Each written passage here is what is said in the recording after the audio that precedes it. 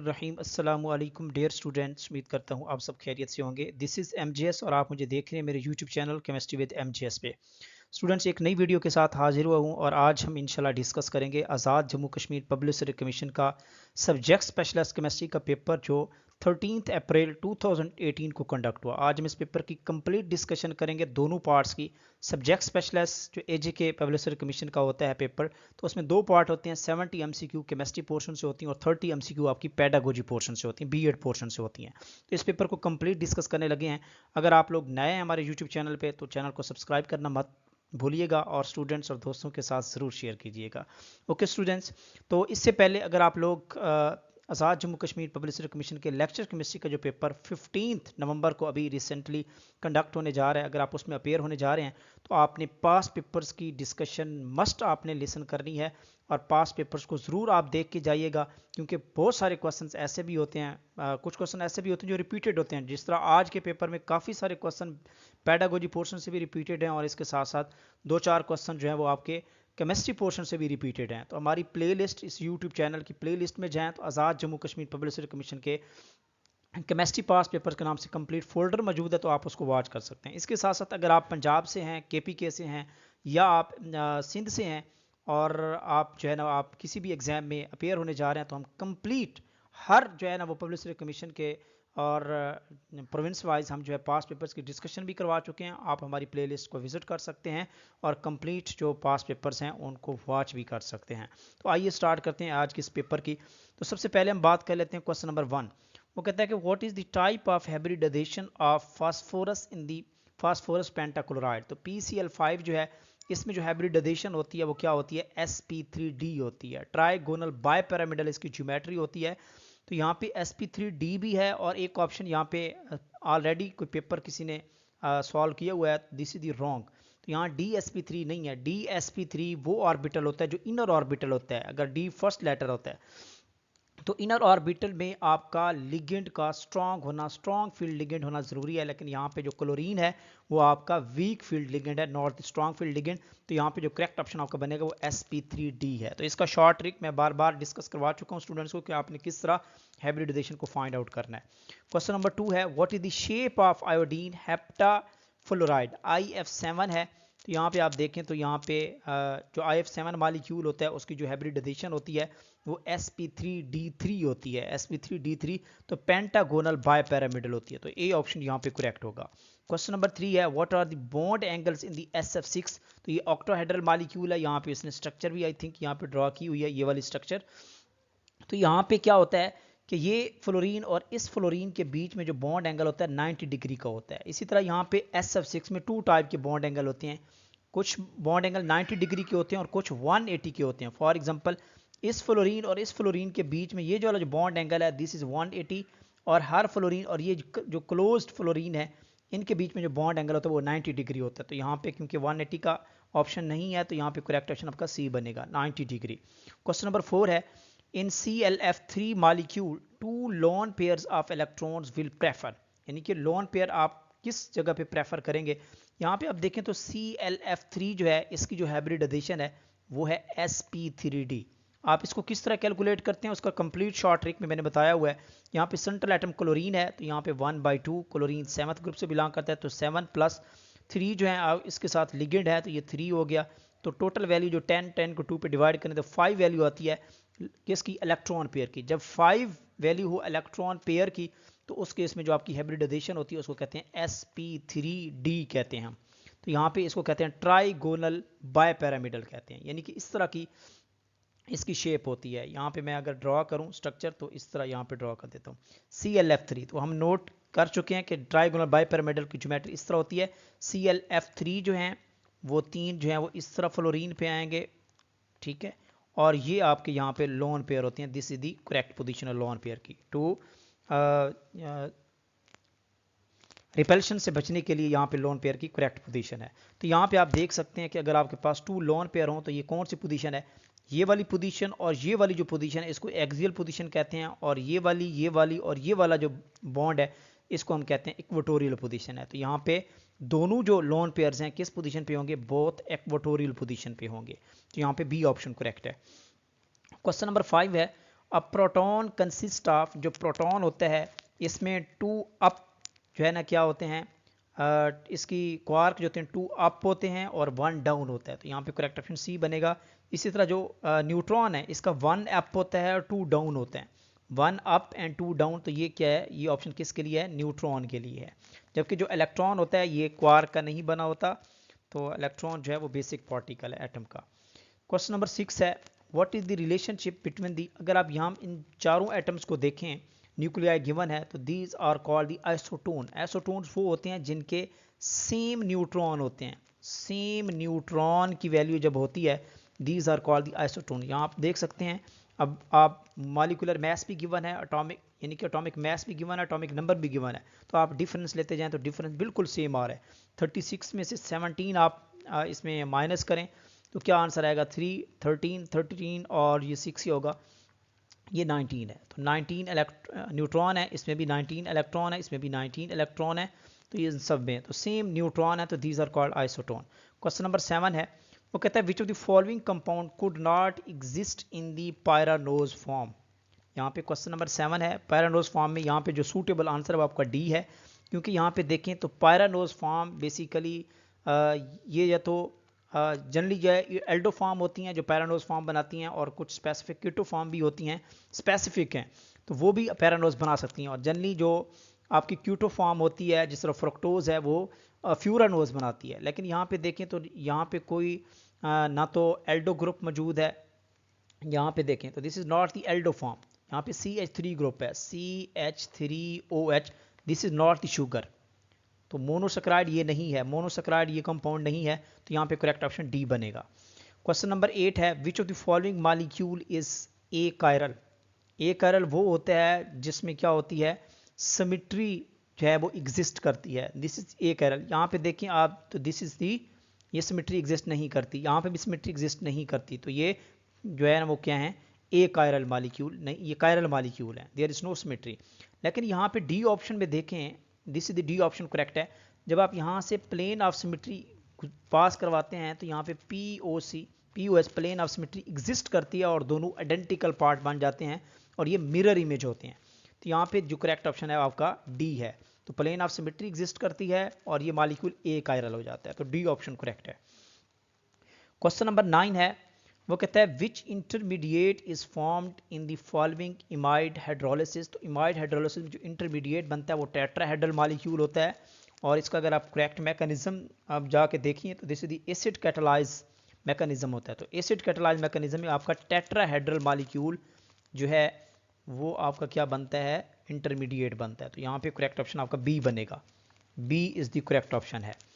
Next question number 10 है, तो ये पूछा गया, वो कहता है कि which position on following steroid are readily deteriorated when it is reacted with the NaOD and DTO medium. आप ये मीडियम कौन सी पोजीशन आपकी डिटीरियोरेटेड होती है, तो बेसिकली आपका मोर एसिडिक प्रोटॉन जिस पोजीशन पे है वो आपकी रिप्लेसेबल पोजीशन है, मोर एसिडिक प्रोटॉन जहाँ पे है।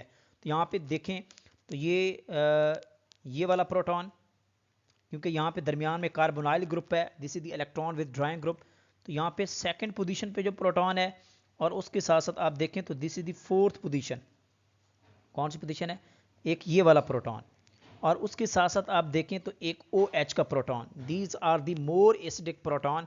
तो यहाँ पे जो करेक्ट ऑप्शन होगा 2, 4 and 20, 2, 4, this is the 4 position, ये आपकी 2 पोजीशन है, ठीक है, दिस इज द 1 पोजीशन, तो 1, 2, 2, 4 एंड 20 पोजीशन पे OH, यहाँ से AH जो है रिमूव हो सकता है, तो 2, 4 एंड 20 ओनली जो है these are the more acidic proton, और ये इजीली आपका क्या हो सकते हैं, रिप्लेस हो सकते हैं।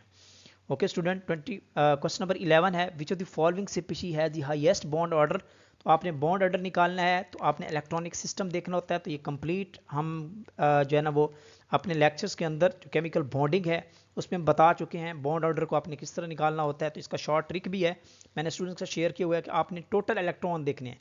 तो यहाँ पे देखें तो जो NO+ है, यहाँ पे देख लें NO+ जो है this is the correct option है, इसको बॉन्ड ऑर्डर 3 आता है, NO का बॉन्ड ऑर्डर 2.5 होता है, और NO- का 2 होता है, और NO2- का 1.5 होता है।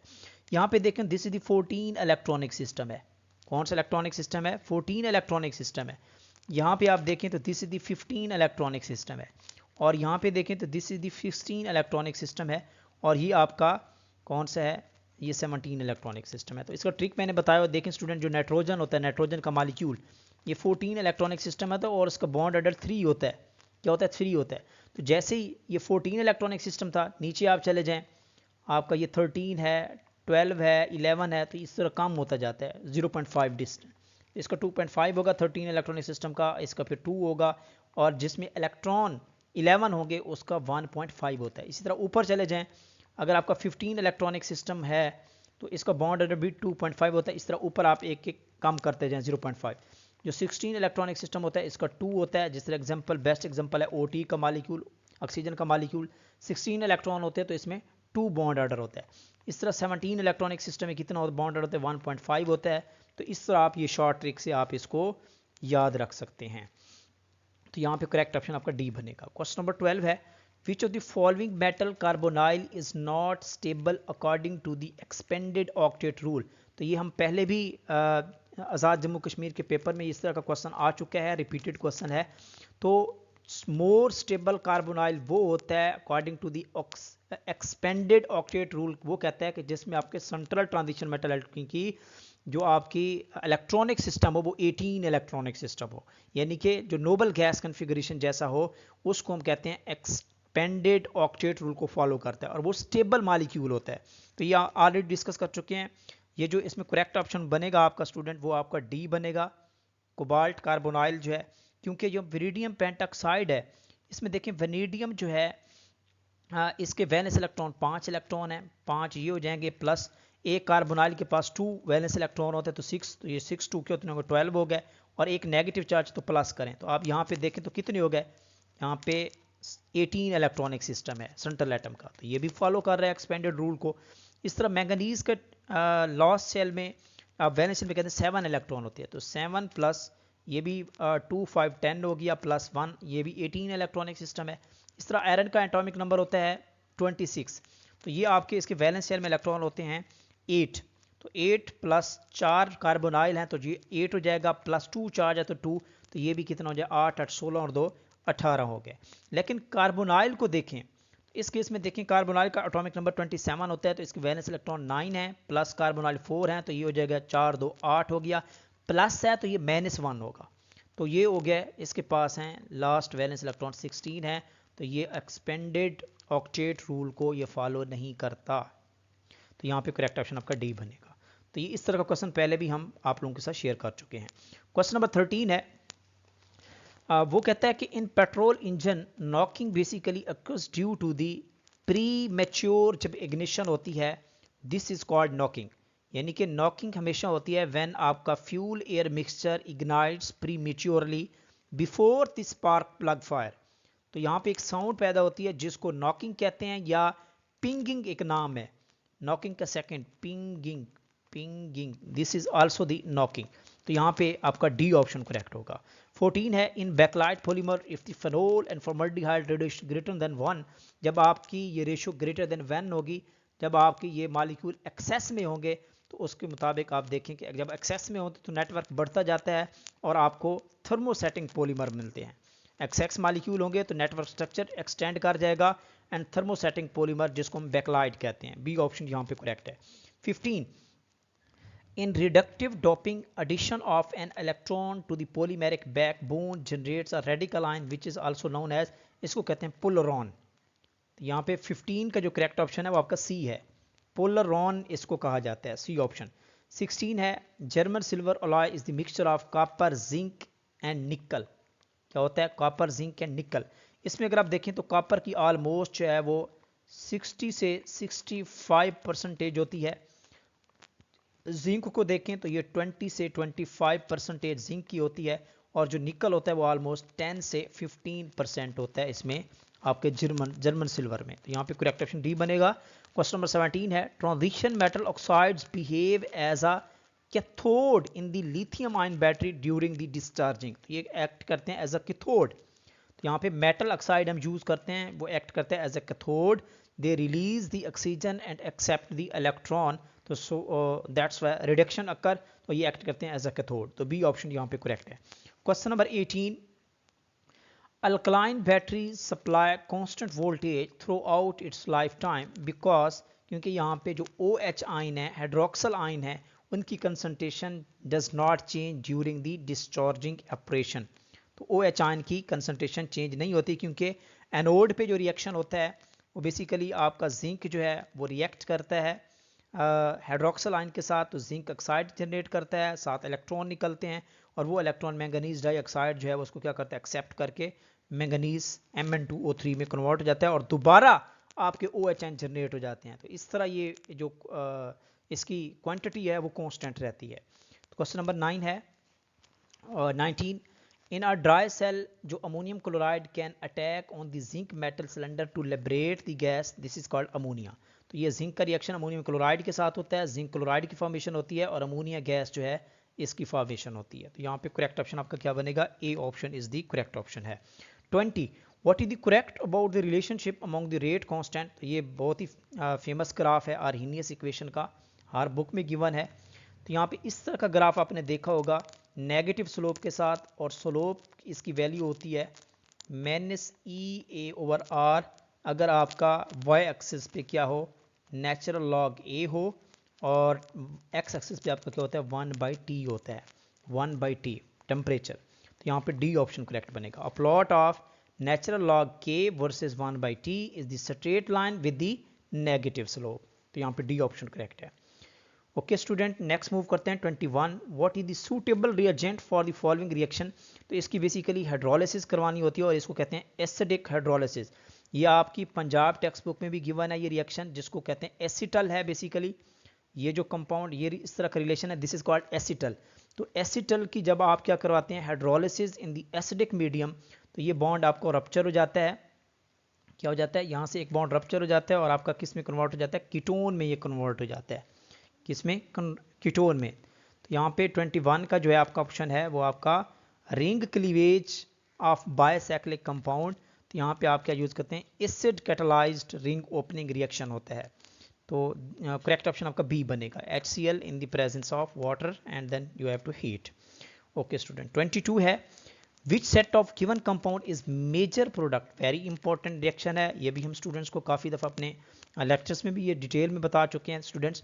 देखें दिस इज द अल्कीन। तो अल्कीन को अल्कोहल में कन्वर्ट करने के लिए जब आप यूज़ करते हैं BH3 बोरेन यूज़ करते हैं इन द प्रेजेंस ऑफ टेट्राहाइड्रोफ्यूरॉन, तो आपको जो प्रोडक्ट मिलता है इसका नाम है एंटाई मार्कोनी प्रोडक्ट। कौन सा प्रोडक्ट मिलता है, एंटाई मार्कोनी रूल यहाँ पे फॉलो होता है। और एंटाई मार्कोनी को रूल का आपको पता ही है कि आपका जो हेलोजन है वो कहाँ पे जाता है, सॉरी जो OH है वो कहाँ पे जाएगा, लेस सब्सटीट्यूटेड पे। तो आपका जो OH ग्रुप है वो लेस सब्सटीट्यूटेड पोजीशन पे जाएगा, तो आपका जो करेक्ट ऑप्शन बनेगा वो डी बनेगा। यानी कि यहाँ पे देखें तो दिस इज दी ये अल्कीन है, तो आपका जो OH है वो यहाँ पे आके जुड़ेगा, ठीक है। तो इसके रिजल्ट में आपको प्रोडक्ट मिलेगा, क्योंकि यहाँ पे देखें तो यहाँ पे जो हाइड्रोजन है वो ज़्यादा है, ठीक है। तो मोर हाइड्रोजन साइड पे आपको क्या जाता है, OH जाता है। और अगर लेस हाइड्रोजन पे आपका जो है ना वो मोर हाइड्रोजन पे हाइड्रोजन जाएगा, तो this is called Markovnikov rule कहते हैं। तो यहाँ पे आपका जो प्रोडक्ट है वो डी ऑप्शन करेक्ट है, यहाँ पे एंटाई मार्कोनिकोव रूल फॉलो होता है। 23 है, in which molecular structure below protons resonate a one proton in the spectroscopy. ये डिफरेंट दी गई है, वो कहता है कि आपके पास एक प्रोटॉन है 9.5 pm पे सिंगलेट प्रोटॉन है, इसी तरह 6.5 ये शिफ्ट है केमिकल, तो इसमें भी आपका क्वार्टेट पीक आती है 1 प्रोटॉन की। तो यहाँ पे अगर देखें तो इसका जो करेक्ट ऑप्शन बनेगा सूटेबल वो आपका डी है। यहाँ पे आप देख लें this is the correct option है, यहाँ पे डी ऑप्शन करेक्ट है, ये वाली जो स्ट्रक्चर है यहाँ पे आप देख भी सकते हैं। तो यहाँ पे देखें तो ये आपकी डबलेट पीक है, क्योंकि ये 3 प्रोटॉन की डबलेट पीक है, यही बात उसने की हुई है कि 3 प्रोटॉन की डबलेट पीक जो कि 2 ppm पे आती है। इस तरह इस प्रोटॉन को देखें तो इसके साथ 3 प्रोटॉन जुड़े हुए हैं, तो इसकी नेबरिंग प्रोटॉन 3 है, तो इसकी क्वार्टेट पीक है। कितने प्रोटॉन की, 1 हाइड्रोजन की क्वार्टेट पीक गिवन है, ये वाली देखें। इसी तरह ये वाला जो प्रोटॉन है 4 डिफरेंट इन्वायरमेंट है, तो ये वाला जो प्रोटॉन है इसके साथ कोई भी नेबरिंग प्रोटॉन नहीं है, तो इसकी सिंगलेट पीक आएगी, यानी कि 3 प्रोटॉन की सिंगलेट पीक आएगी और वो कितनी होगी 1.8 पे।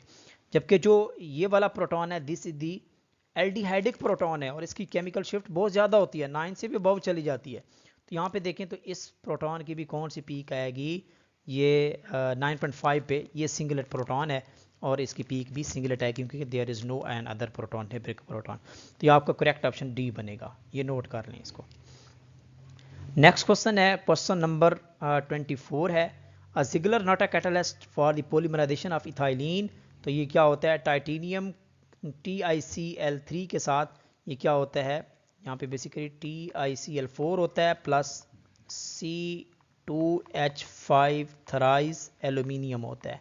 ये एल्यूमिनियम का अल्काइल कंपाउंड होता है, तो ये एल्यूमिनियम अल्काइल होता है, तो सी ऑप्शन यहाँ पे करेक्ट है।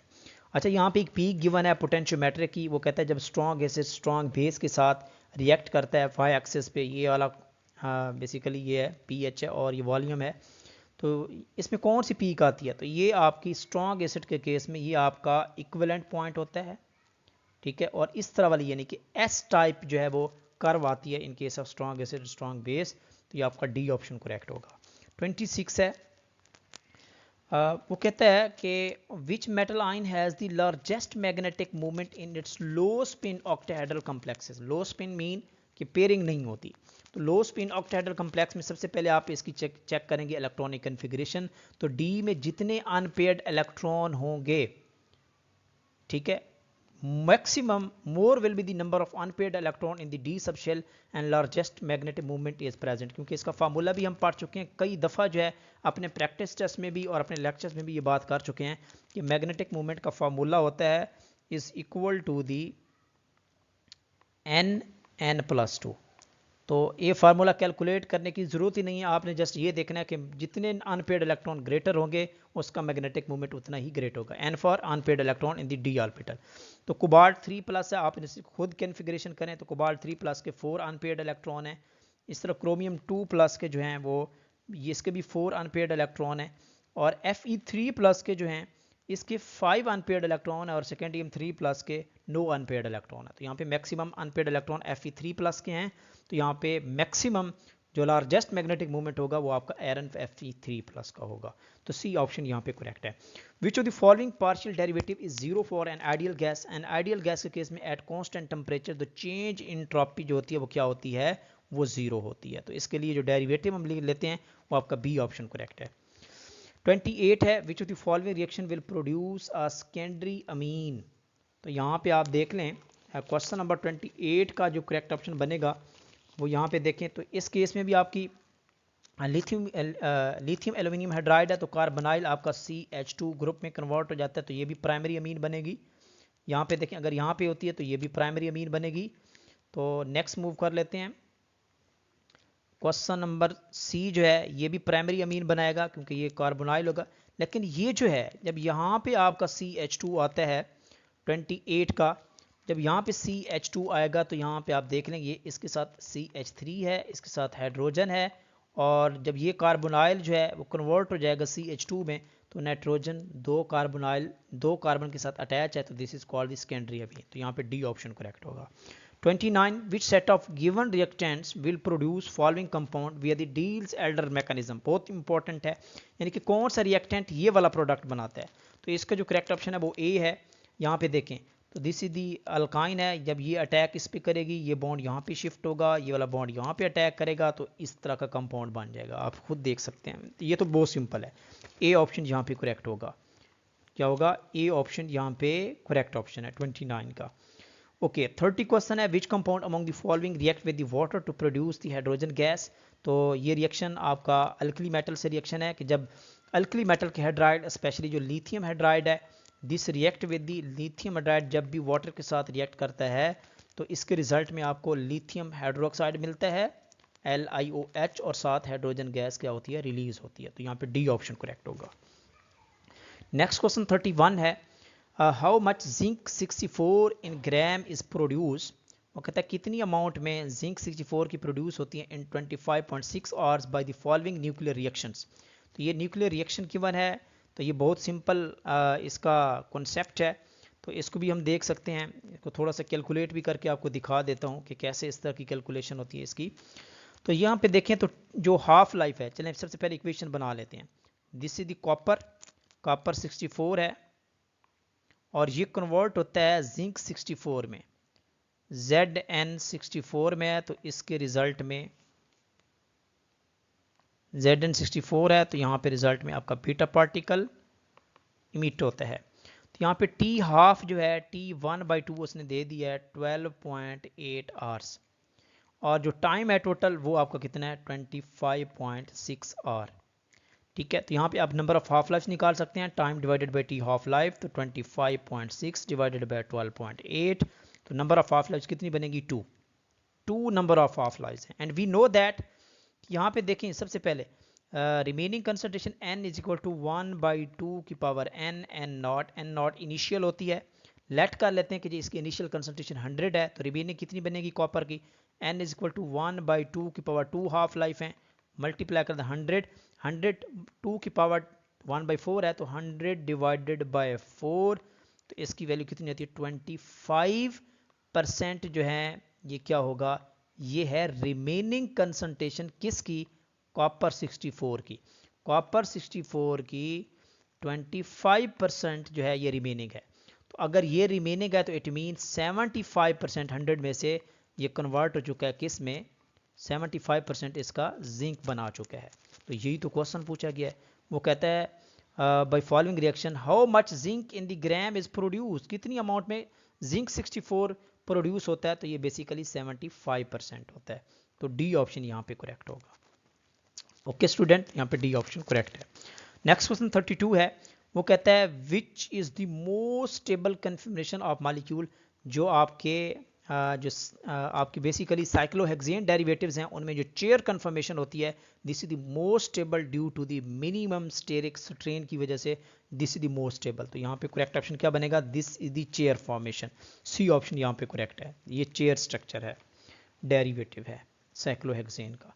33 है, which of the following does not have 3-fold rotational symmetry axis, इनमें किस कंपाउंड में 3-fold रोटेशनल सिमिट्री नहीं होती, तो यहाँ पे एग्जांपल जो करेक्ट ऑप्शन है वो आपका बी ऑप्शन करेक्ट है। ClF3 में जो है ये टी शेप्ड होता है, this lack of 3-fold rotational symmetry, तो यहाँ पे करेक्ट ऑप्शन बी बनेगा।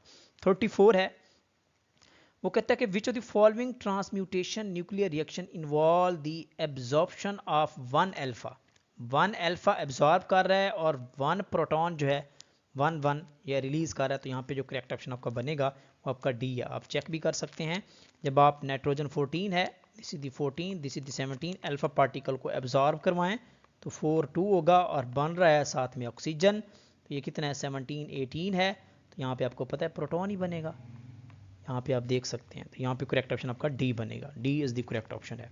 35 है, for which set of delta H kilojoule per mole and delta S value below a reaction will be spontaneous. तो spontaneity के लिए जो डिफाइन करता है, this is the second law of thermodynamics, उसके हमने 4 केसेस पढ़े हैं अपने लेक्चर्स के अंदर। थर्मोडायनामिक्स का जो लेक्चर है हमारे ऑनलाइन सेशन में, उसकी 4 कंडीशन पढ़ी थी। तो वो कहता है कि जब डेल्टा एच और डेल्टा एस दोनों क्या हों, पॉजिटिव हों, तो उस केस में आपका रिएक्शन स्पॉन्टेनियस होता है, क्योंकि ये डिपेंड करता है टेम्परेचर के ऊपर। इस तरह का केस अगर टेम्परेचर पे डिपेंडेंट है, तो उस केस में आपको पता है यहाँ पे हाई टेम्परेचर के ऊपर आपका जो फैक्टर है वो टी डेल्टा एस फैक्टर ये डोमिनेट कर जाता है, और जिसके रिजल्ट में रिएक्शन क्या होता है, स्पॉन्टेनियस होता है। तो दोनों वैल्यू यहाँ पे पॉजिटिव होनी चाहिए, तो यहाँ पे बी ऑप्शन करेक्ट होगा। ये एक्सेप्शनल केस हमने पढ़ा है। 36 for a triprotic acid at which pH range H2O is in excess while Ka1 जो है ये Ka2 Ka3 गिवन है। तो वो कहता है कि आपके पास 3 डिसोसिएशन कांस्टेंट है definitely. H3 is a weak acid, H3A यहाँ पे देखें तो ये कन्वर्ट हो जाता है H2O में negative, and this is the proton. तो इसकी वैल्यू कितनी है, Ka1 फर्स्ट डिसोसिएशन को Ka1 इसकी वैल्यू कितनी है 10⁻²। फिर कहता है जब H2O है डेफिनेटली जब इसकी प्रोटोनेशन होती है तो ये बना देगा H8 नेगेटिव प्लस प्रोटॉन। इस तरह HA में देखें तो ये Ka2 हो जाएगा आपका, इसकी वैल्यू भी गिवन है। और जब इसकी आप करते हैं तो ये आपका क्या बना देता है, hydrogen ion plus A negative ion. तो उसने कंडीशन बताई है कि ट्राइप्रोटिक एसिड है विच pH range of H2O negative is in excess. ये इंपॉर्टेंट पॉइंट है कि आपका ये वाला कंपाउंड एक्सेस है। इट मीन जो फर्स्ट स्टेप है इसमें सारे का सारा ऑलमोस्ट H3A डिसोसिएट होके चला जाता है क्योंकि ये एक्सेस में है। और अब ये कहा कि जब ये एक्सेस में है तो इट मीन ये कंपाउंड अब डिसोसिएट नहीं होगा HA में। तो आपकी जो वैल्यू है वो pH की रेंज इन दो स्टेप के बीच में रहेगी। जब बीच में रहेगी तो आप वैल्यू चेक कर लें, यानी कि आपकी वैल्यू 10⁻⁻⁶ और 10⁻⁻2 के बीच में रहेगी। इसकी pK निकालें तो 2 आती है, इसकी pK निकालें तो 6 आती है। तो 2 से ग्रेटर होगी, 6 से बिलो होगी, तो ऑलमोस्ट आपका आंसर क्या बनेगा, C बनेगा, 3 to 5। क्वेश्चन नंबर 37 है, what is the relationship among the following compound. तो दीज आर द डायस्टीरियोमर्स हैं। यहाँ पे देखें तो इनका मिरर इमेज नहीं बनता, these are called the diastereomers. Question number 38 है, who has lowest freezing point among the following equimolal solution. तो ये तो बहुत सिंपल है, कोलिगेटिव प्रॉपर्टी से क्वेश्चन है।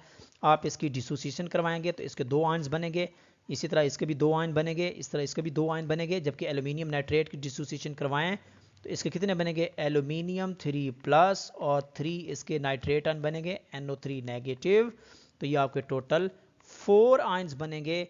तो more will be the number of ion, more will be the solute particle, more will be दी जो है वो आपके पार्टिकल होंगे, तो कोलिगेटिव प्रॉपर्टी ज़्यादा होगी। तो यहाँ पे इसका लोएस्ट फ्रीजिंग पॉइंट सबसे ज़्यादा किसका होगा, वो एल्यूमिनियम नाइट्रेट का होगा। और हाईएस्ट बॉइलिंग पॉइंट किसका होगा, वो भी इसी का होगा। ठीक है, तो यहाँ पे डी ऑप्शन करेक्ट है। ये कोलिगेटिव प्रॉपर्टी से क्वेश्चन दिया गया है। क्वेश्चन नंबर 39 है, which of the following compound has a ring in a double bond.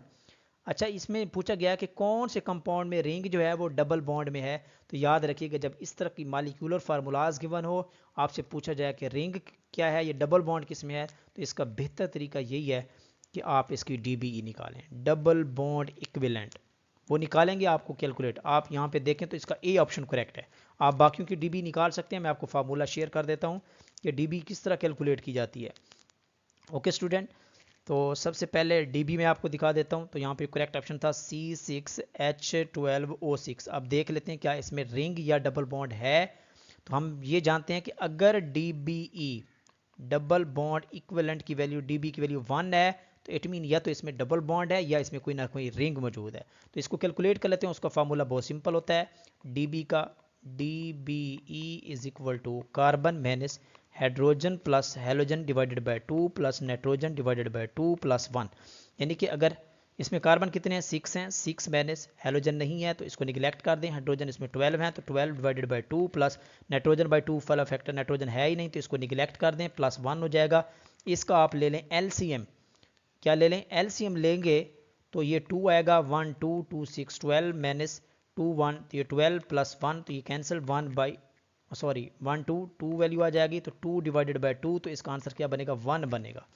यहाँ पे करेक्ट ऑप्शन क्या बनेगा, दिस इज द 1।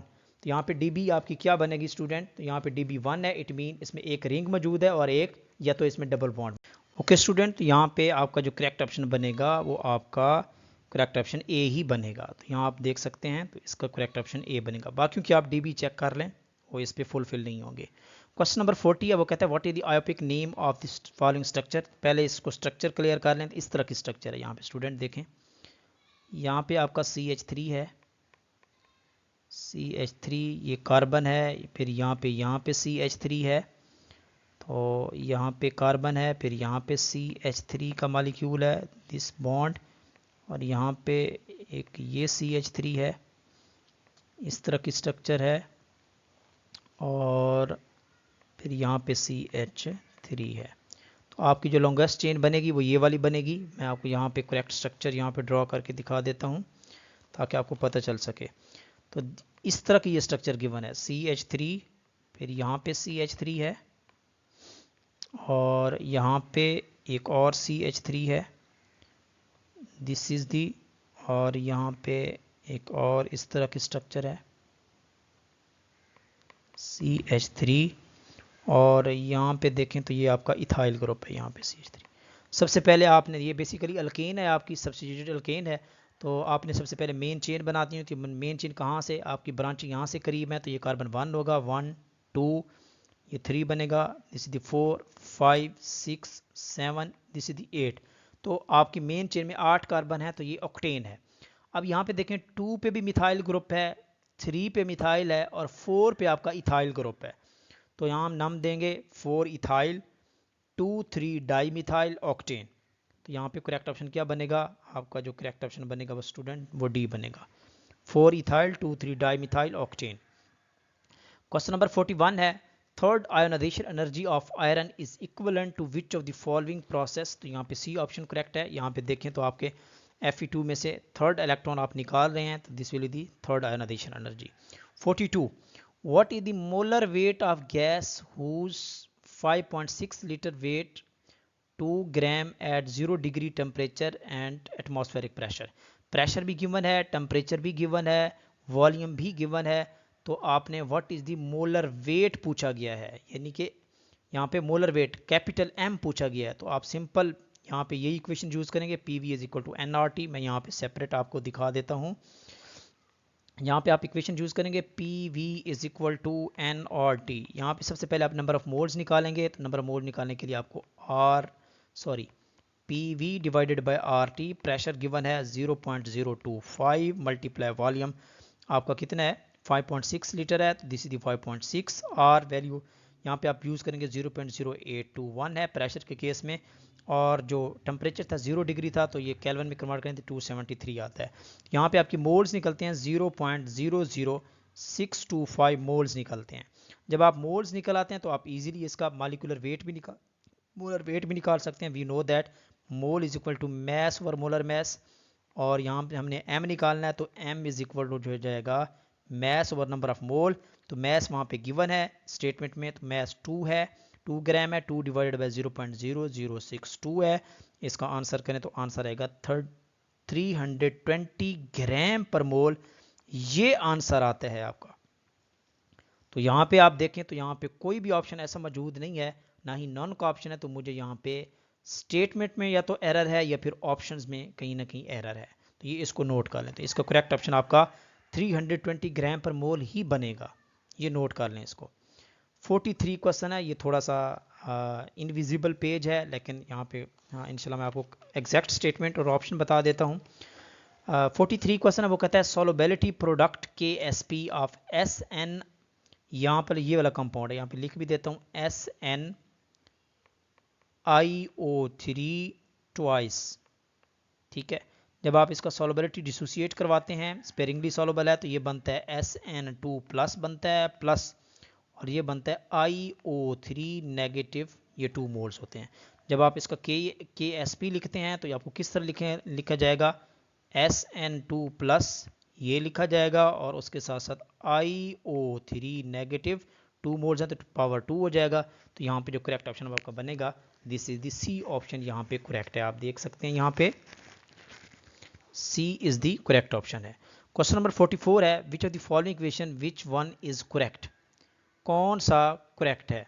तो यहाँ पे आप देखें कि ये जो आपकी मेटल है, ये इसकी रिडक्शन हो रही है इनटू द मेटल, और इसका स्टैंडर्ड रिडक्शन पोटेंशियल की वैल्यू बहुत लो है। यहाँ पे स्टैंडर्ड रिडक्शन पोटेंशियल की वैल्यू आप चेक करें तो -2.3 है।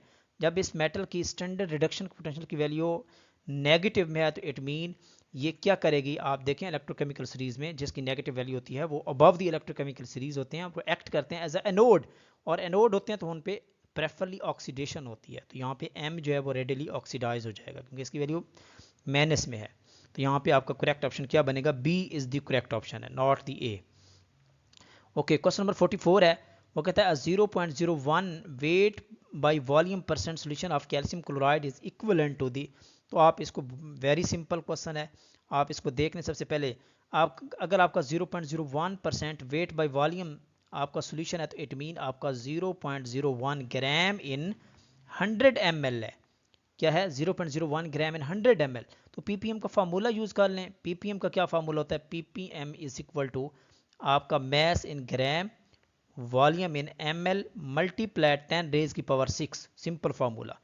मैस ग्राम है तो 0.01, वॉल्यूम 100 ml है, मल्टीप्लाई 10 रेज की पावर 6, इसको कैंसिल करें 10 रेज की पावर 4 आ जाएगा, 2 से 10 रेज की पावर 4 आ जाएगा, इसको 0.01 से मल्टीप्लाई करें तो आपका आंसर आ जाएगा 100 ppm आ जाएगा। तो सिंपल कैलकुलेशन है, डी ऑप्शन यहाँ पे करेक्ट है। What is the molecular shape of beryllium hydride BeH2? This is the linear shape, क्योंकि सेकंड ग्रुप से बिलोंग करता है। इस तरह की स्ट्रक्चर होती है Be, यहाँ पे भी हाइड्रोजन, यहाँ पे भी hydrogen, this is the linear shape, तो बी ऑप्शन यहाँ पे करेक्ट है। 47, what is the set of quantum number for a single electron? तो सिंगल इलेक्ट्रॉन के केस में यहाँ पे देखें आप, जब आपका सिंगल इलेक्ट्रॉन है किसके अंदर,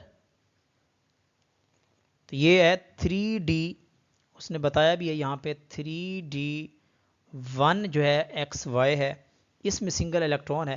तो यहाँ पे देखें जब 3D1 है तो इसका मतलब है n की वैल्यू 3 होगी, और जो L की वैल्यू होती है वो 2 तक होगी, 0 1 2 तक।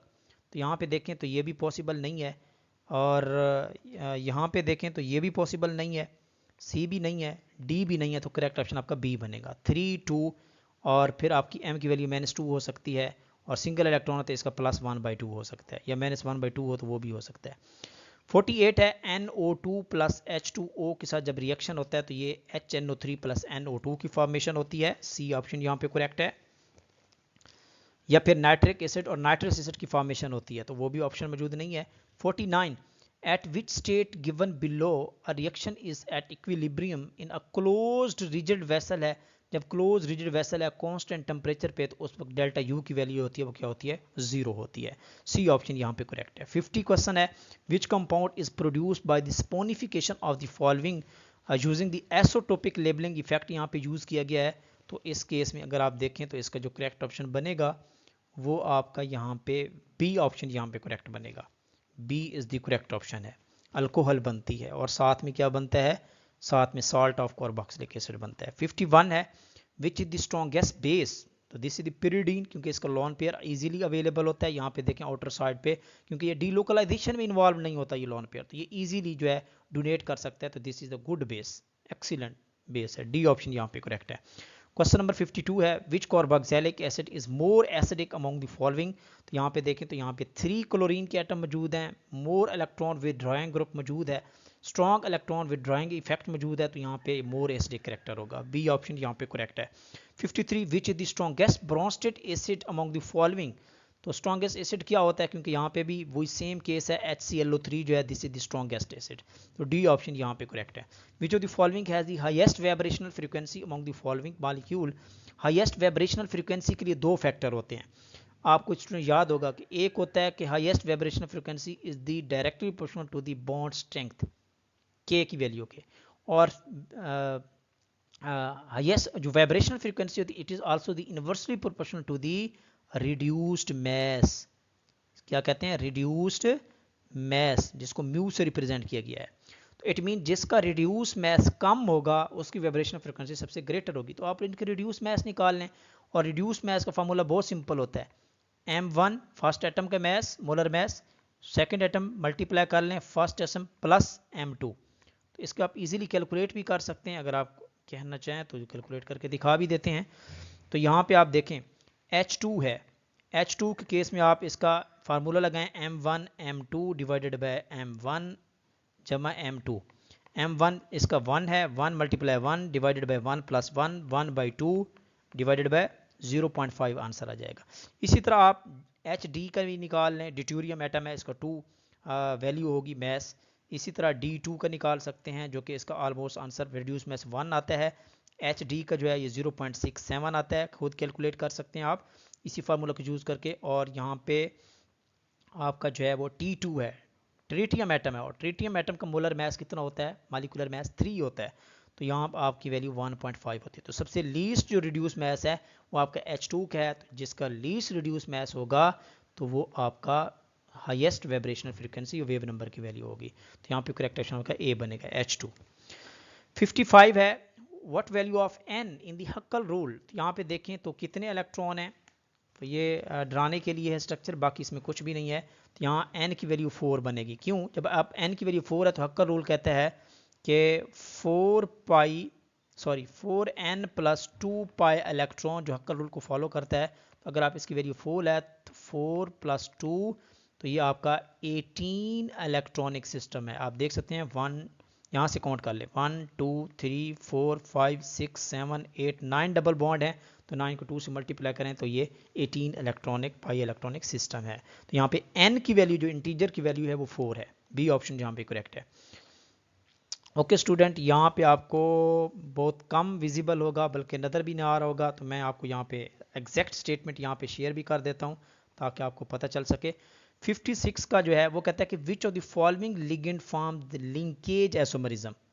यहाँ पे पूछा गया कौन सा लिगेंड जो है वो क्या बनाता है, लिंकेज आइसोमेरिज्म शो करता है। तो यहाँ पे जो इसका करेक्ट ऑप्शन वो सी है। सी में दिया गया है NO2 नेगेटिव जो है ये दिया गया है, this form the linkage isomerism. तो ये लिगेंड नाइट्रोजन के थ्रू भी लिंक बनाता है, डोनेट करता है, ऑक्सीजन के थ्रू भी डोनेट कर सकता है। तो this is called the linkage isomerism. तो यहाँ पे करेक्ट ऑप्शन आपका सी है जो कि दिया हुआ है NO2 नेगेटिव है। ये नोट कर लें, ये एग्जैक्ट स्टेटमेंट बता रहा हूँ आपको।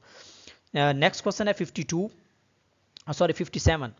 57 कहता है, वो कहता है कि इनमें से आपने बताना है कि विच of the following is the forbidden transition. ये वर्ड आपको नज़र शायद नहीं आ रहा होगा, तो नोट कर लें।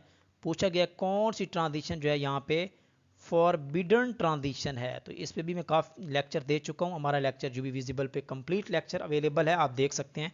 तो पहला ऑप्शन उसने बताया गया कि 2p से लेकर 2s तक। बी ऑप्शन है यहाँ पे 2p से 3s तक, और सी ऑप्शन है 2p से 4s, और ये जो आपका डी ऑप्शन है ये है आपका 2p से 3p।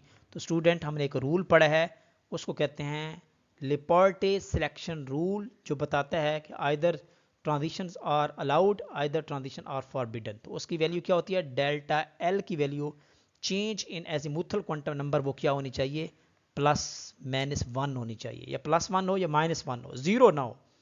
तो अब यहाँ पे देखें तो ये करेक्ट ऑप्शन बनेगा कि ये फॉरबिडन ट्रांजिशन है। क्यों? क्योंकि पी के केस में एल की वैल्यू क्या होती है स्टूडेंट, 1 होती है। इस पी के केस में भी एल की वैल्यू 1 होगी, तो यहाँ पे डेल्टा एल की वैल्यू 0 है, और ये लेपार्टे सिलेक्शन रूल के अकॉर्डिंग जिसकी डेल्टा एल की वैल्यू 0 होगी, this will be the forbidden transition होगी। तो ये कॉन्सेप्ट यहाँ पे यूज हुआ है। 58 क्वेश्चन है, बहुत सिंपल है। वो कहता है विच इलेक्ट्रॉनिक ट्रांजिशन बिलो काज फ्लोरिसेंस।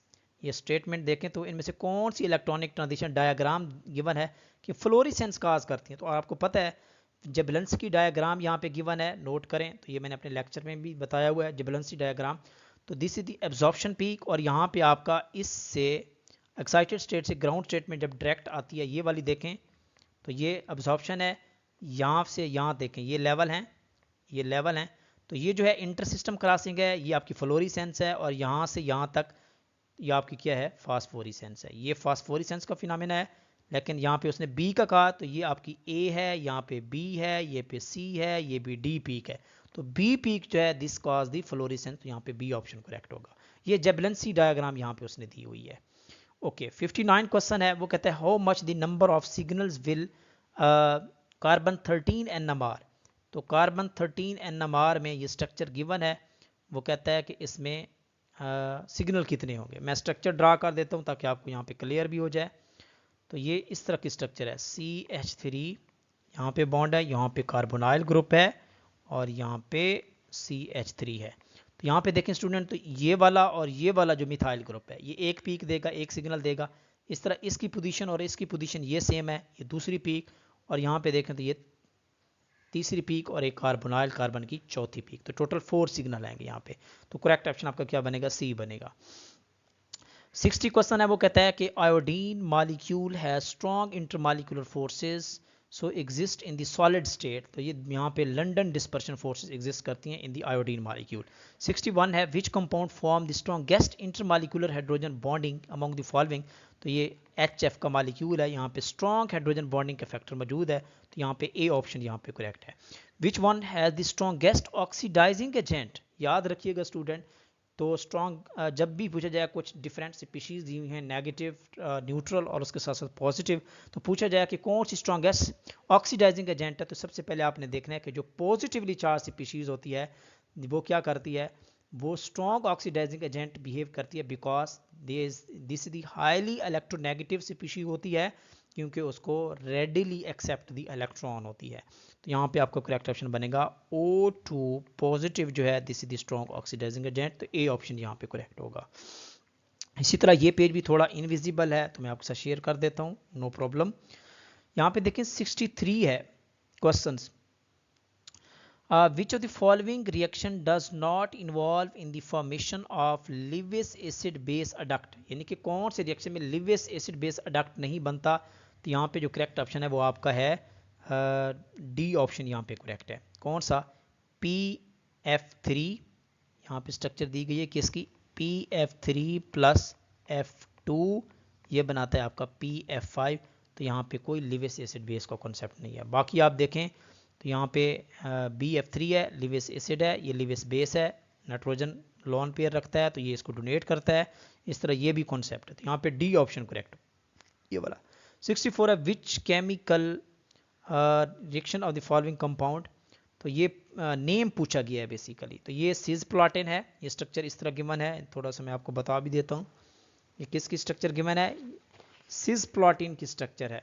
दरमियान में प्लाटीनियम है, प्लाटीनियम यहाँ पे आप देखें तो ये NH3 ग्रुप है, NH3, this is the chlorine, this is the chlorine and this is the ammonia group, NH3 है प्लाटीनियम के साथ। दिस इज कॉल्ड सिस्प्लाटिन, इसको कहते हैं।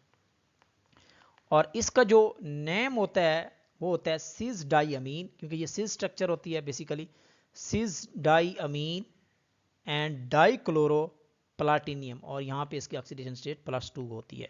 तो यहाँ पे जो करेक्ट ऑप्शन आपका बनेगा वो आपका ए ऑप्शन यहाँ पे करेक्ट बनेगा।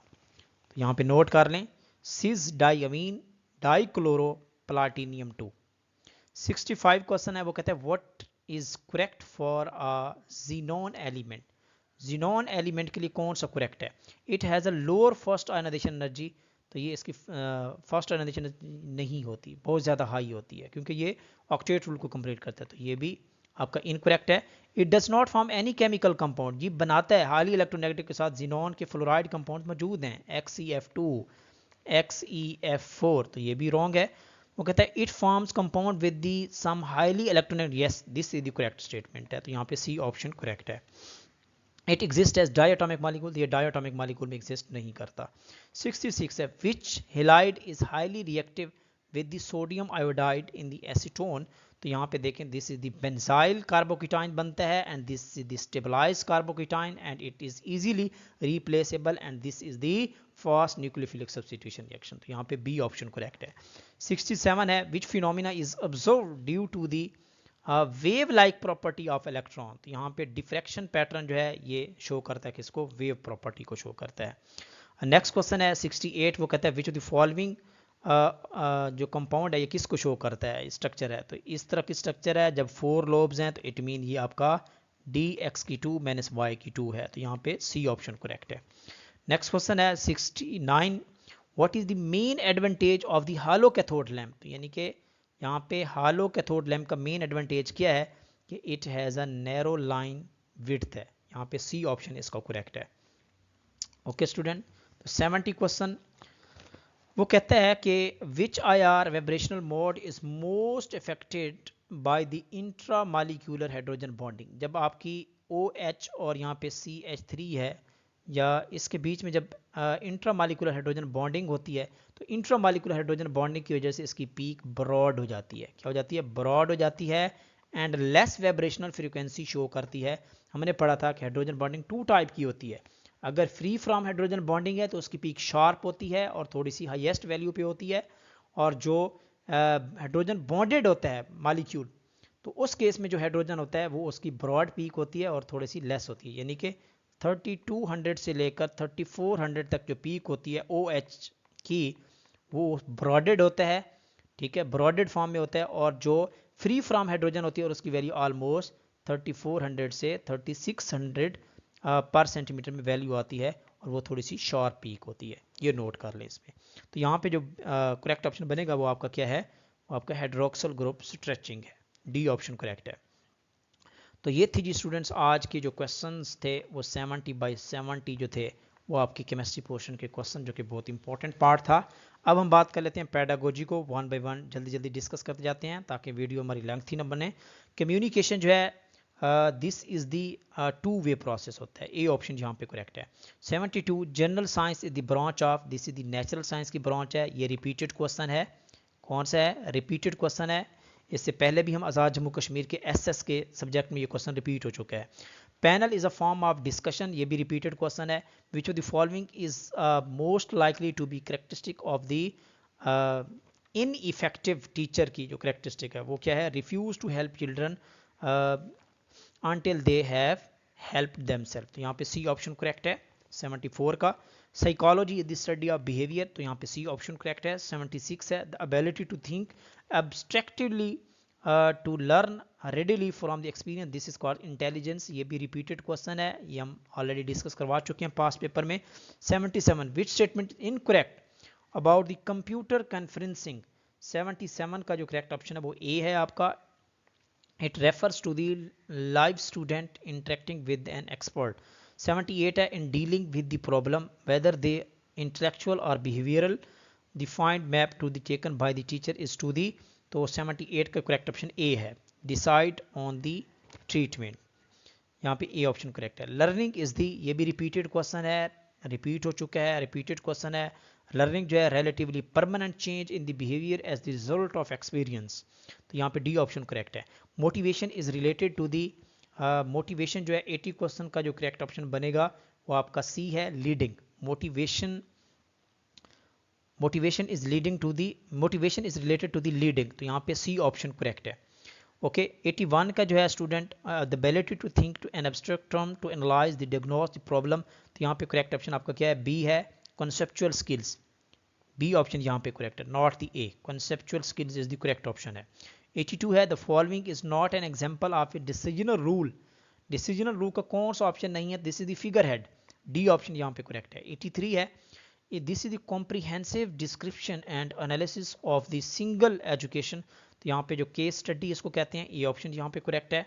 84 what is the main purpose of the literature review, literature review का जो मेन पर्पस होता है उसका जो करेक्ट ऑप्शन सी है, to find out what is already shown about the area of interest, यहाँ पे सी ऑप्शन करेक्ट है। 85 which of the following should be included in the research proposal, research proposal में क्या चीज़ include होनी चाहिए, research methodology is the main element, तो यहाँ पे सी ऑप्शन है। 86 the level of management concerned about ongoing achievement and observer, this is called the, इसको लोएस्ट लेवल कहते हैं, तो ये भी रिपीटेड क्वेश्चन है, पहले डिस्कस कर चुके हैं, this is the repeated.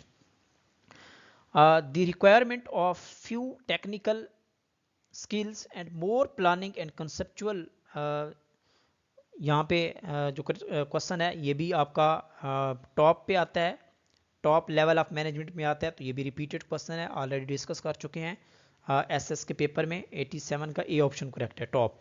20 teachers working under the supervision of one principal is, this is an example of flat organization इसको कहते हैं, तो ये भी रिपीटेड क्वेश्चन है, रिपीटेड काफ़ी सारे क्वेश्चन यहाँ पे रिपीट हुए हैं।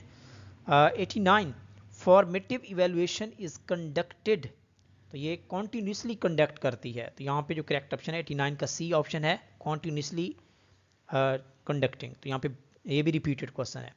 90 है, यहाँ पे स्टेटमेंट थोड़ी सी आपको नज़र नहीं आ रही होगी, तो 90 का बी ऑप्शन करेक्ट है।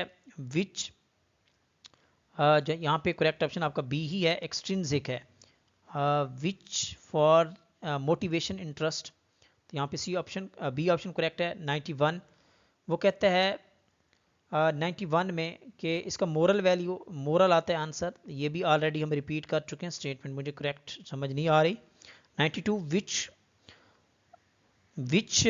कोरिलेशन इज द स्ट्रॉन्गेस्ट, कौन सा कोरिलेशन स्ट्रॉन्गेस्ट है, तो ये ऑलरेडी रिपीटेड है, -1.00, या +1 स्ट्रॉन्गेस्ट होता है या -1 स्ट्रॉन्गेस्ट होता है, तो डी ऑप्शन यहाँ पे करेक्ट है।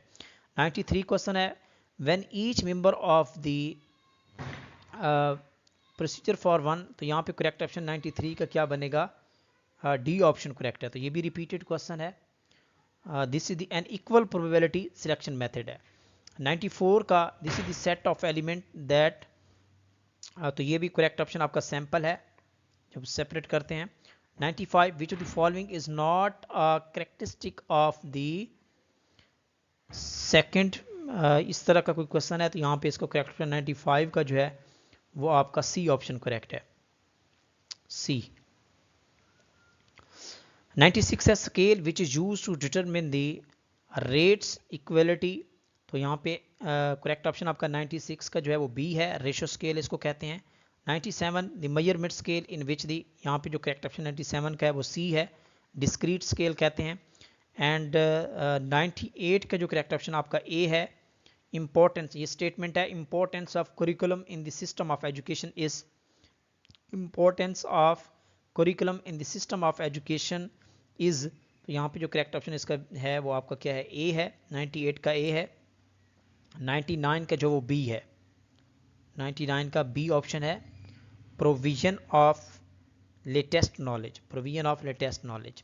और 100 है the economical foundation of the curriculum gives equivalent to the, तो यहाँ पे सी ऑप्शन करेक्ट है, मनी जो है वो in the market, money rate in the market. तो ये ऑलमोस्ट 100 बाई 100 MCQ हमने यहाँ पे डिस्कस की हैं स्टूडेंट। तो इंशाल्लाह good luck for AJK students who are appearing in the lecture chemistry test in the on 15 November. तो आप लोगों के लिए गुड लक इंशाल्लाह स्टूडेंट्स। आपको यहाँ पे 15 नवंबर को जो टेस्ट कंडक्ट होगा वो आपको इसी प्लेटफॉर्म पे उसकी कंप्लीट डिस्कशन मिलेगी, कंप्लीट ओरिजिनल पेपर यहाँ पे मिलेगा। तो चैनल को सब्सक्राइब करना मत भूलिए, दोस्तों और फ्रेंड्स के साथ इसको शेयर कीजिए। ओके, मिलते हैं नेक्स्ट वीडियो, तब तक के लिए अपना ख्याल रखिए, अल्लाह हाफिज़।